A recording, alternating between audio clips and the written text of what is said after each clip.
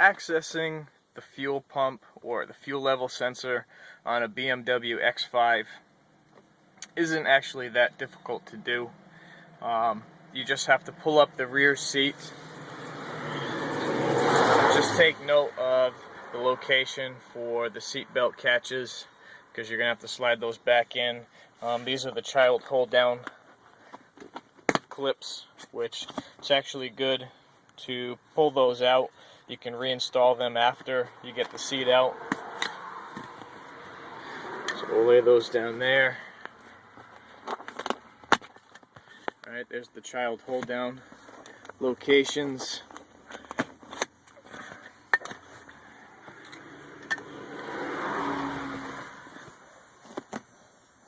There's actually also a child hold down location in the back hatch. There's a little cover on the bottom panel that you could do the secure strap that runs over the top. So to pull the seat out, just grab the bottom left or right side and give it a good yank up. These are just held in with press clips. There's one side.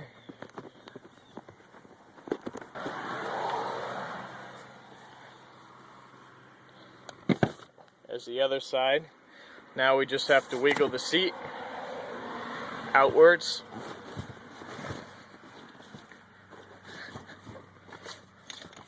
Switch to the other side.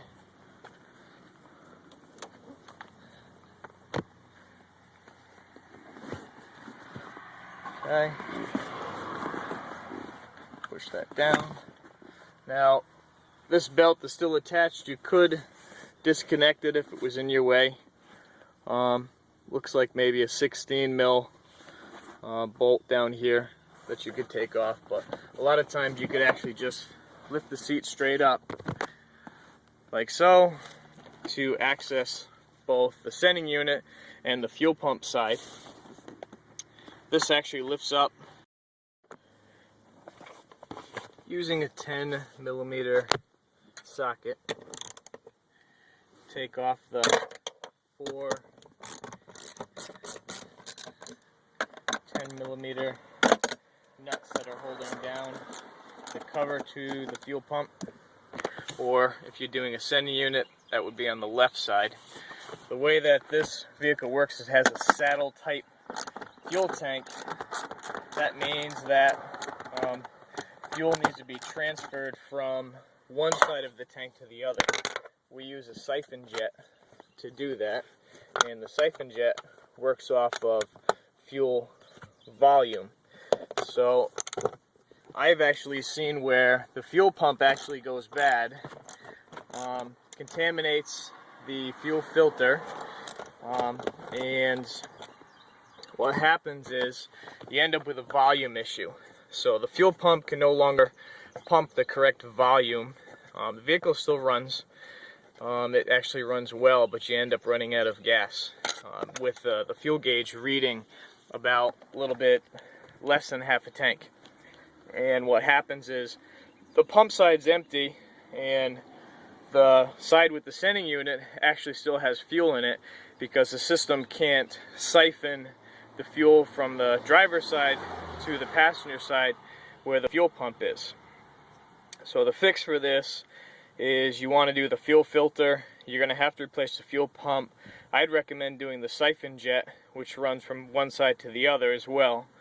And make sure to look inside the tank to see if there's any metal filings. I've seen where when the pump fails, it actually puts little tiny pieces of metal into the bottom of the tank. And when that happens, if you just go ahead and replace the pump and the fuel filter without actually draining the fuel and hand wiping down the bottom of the tank on both sides, you're going to actually end up destroying another fuel pump, and it could get expensive.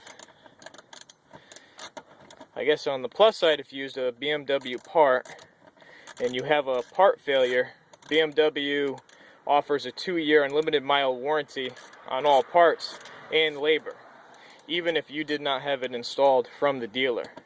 So if you had your local mechanic replace the fuel pump and it failed within 2 years and you saved the receipt and it wasn't caused from any installation error that your mechanic had done. BMW will replace it at the dealer under warranty and cover parts and labor for the installation. If you look, there's a little nub here that's going to denote forward. That's going to help you line up this cover because it can twist. And this is access to the fuel pump side, and you can see that there's some seed sitting here. Mice love BMWs. I've seen them chew that little nipple right there, not only on this vehicle, also on E46s and some other vehicles. They'll chew that nub, and you're going to end up with a check engine light for a diagnostic module tank leakage fault, where the system actually runs a pressure test of the fuel tank, and if it sees a leak, it's going to set a check engine light, because that would denote that you could be venting hydrocarbons into the atmosphere. So I've also seen them chew through the wiring for the fuel pump or the fuel level sensor on the other side, and again, you're going to end up with gauge problems and you could run out of fuel. But to replace the pump, which I'm not going to go through a full replacement, you would actually take this line off. Make sure you wear safety glasses because it can spray if it's under pressure. There's a special tool for taking this cap off here, but if you take a long screwdriver with a flat head and position it sideways on one of these raised metal tabs and you tap it, you can actually walk it backwards and then unscrew it the rest of the way. And same thing with installation, you can tap it the other way with a hammer and actually tighten it. Just don't over tighten it by banging on it. You don't want to damage the tank. If you were going to check for power to the fuel pump, you could jump it here with 12-volt signal if you get the right pins. You don't want to mix up the pins.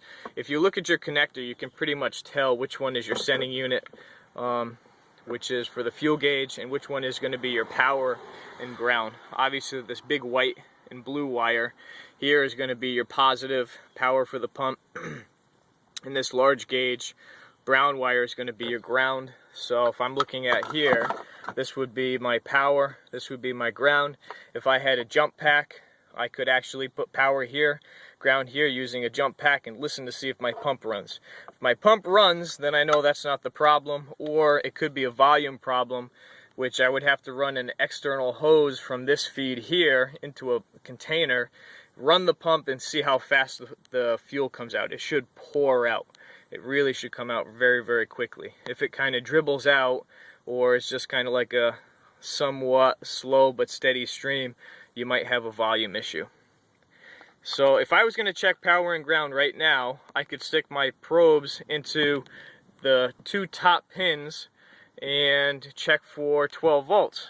The thing is, even with the key on, I'm not necessarily going to see 12 volts here. You're going to want to make sure that you have somebody who can crank the vehicle for you while you're checking for power and ground.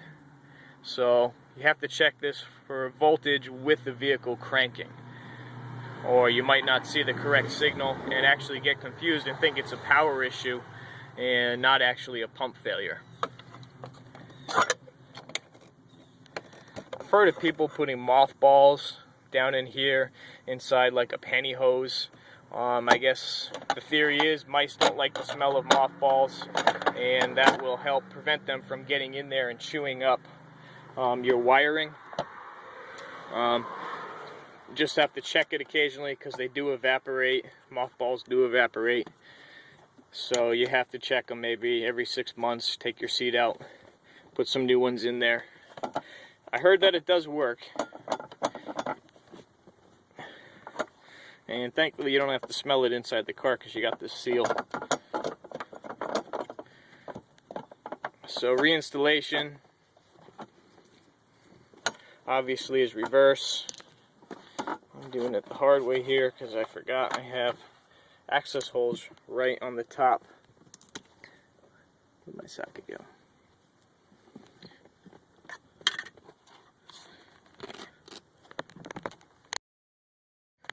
You have access holes right on the top, so you could actually loosen and tighten right through the top sound material.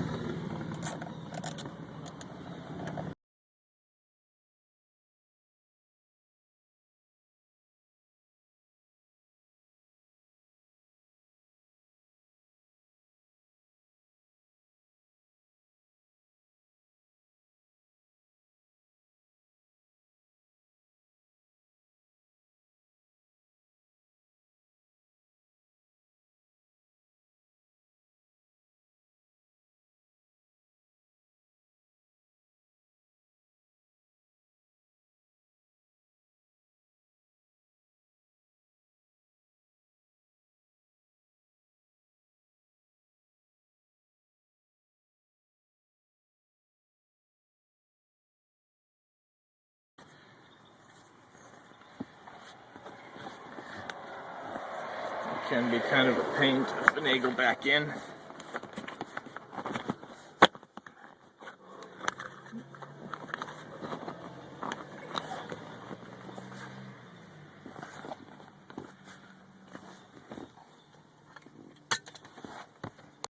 I've positioned the seatbelt catches so they should come through, and I've grabbed the middle seatbelt one. I have to actually physically pull that up, and you can work the seat down and in, and if you get them lined up, they actually slide in pretty well.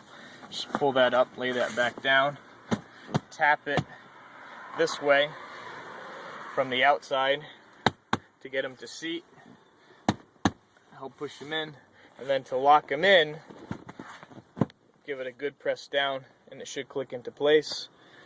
At the same time, you can install your hold downs for the child seats. Alright, there's the clip, slides in this way here, should lock onto that tab.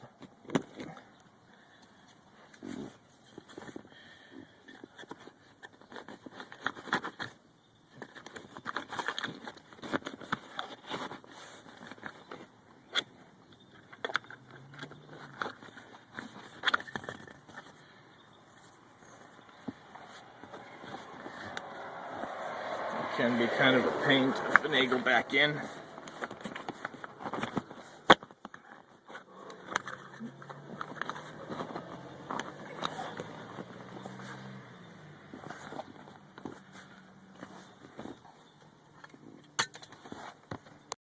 I've positioned the seatbelt catches so they should come through, and I've grabbed the middle seatbelt one. I have to actually physically pull that up, and you can work the seat down and in, and if you get them lined up, they actually slide in pretty well. Just pull that up, lay that back down, tap it this way from the outside to get them to seat. Pull those child safety covers back out. They actually go with the big side in. Makes a lot more sense. And then there's that clip. So they slide in like this. They were fighting me before. I realized I actually had them upside down. You know, if it doesn't seem like it's gonna go, you probably do have it just reversed. Easy enough to just take them back out, flip them around. Slide that in. Alright, nice and easy.